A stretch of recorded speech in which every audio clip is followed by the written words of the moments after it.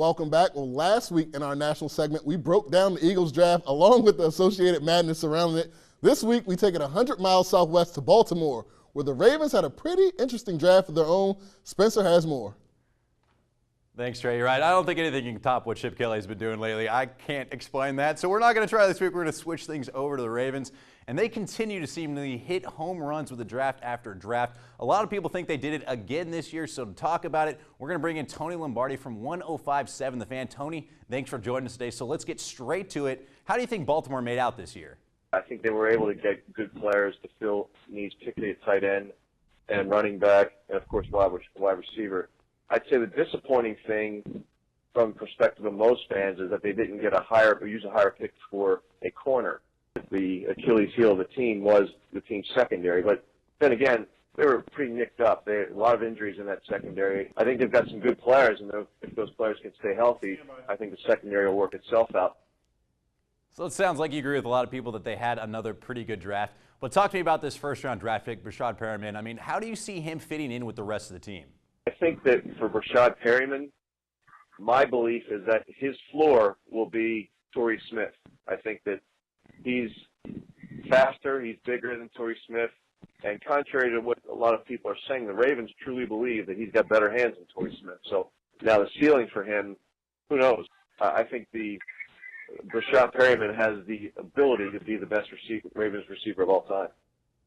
I bet Baltimore fans are definitely really excited to hear that. Well, Tony, for the second year in a row in the draft, the Ravens selected a tight end pretty high, and you know I'm a big Crockett Gilmore guy coming out of Colorado State, my man last year. Things are getting pretty crowded there with that position, though. How do you see this all working out? Crockett and Max Williams will be a great 1-2 punch. I thought the Nick Boyle selection from Delaware was a bit curious. It says something about Dennis Pitta. Unfortunately, I don't think he's going to step foot on an NFL football field again, and that's a shame because he's just starting to come into his own. I think that selection, that'll make 3 tight ends selected. To me, that says that Dennis Pitta is done as a Raven and actually is an NFL football player.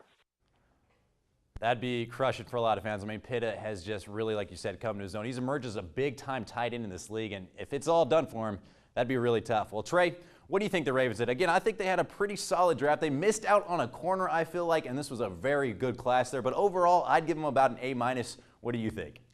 Well, Spencer, you know I'm not willing to give anybody except my Cowboys an A in the draft. But in all fairness, though, Perriman does have big upside as a receiver. And since the Ravens have only been around since '96, he does have the potential to be the greatest receiver of all time in the franchise. Unfortunate for Pitta, but they get a guy, Max Williams, who is NFL ready. Another great draft for the Ravens. That guy, Ozzie Newsome, he knows a little bit about what he is doing.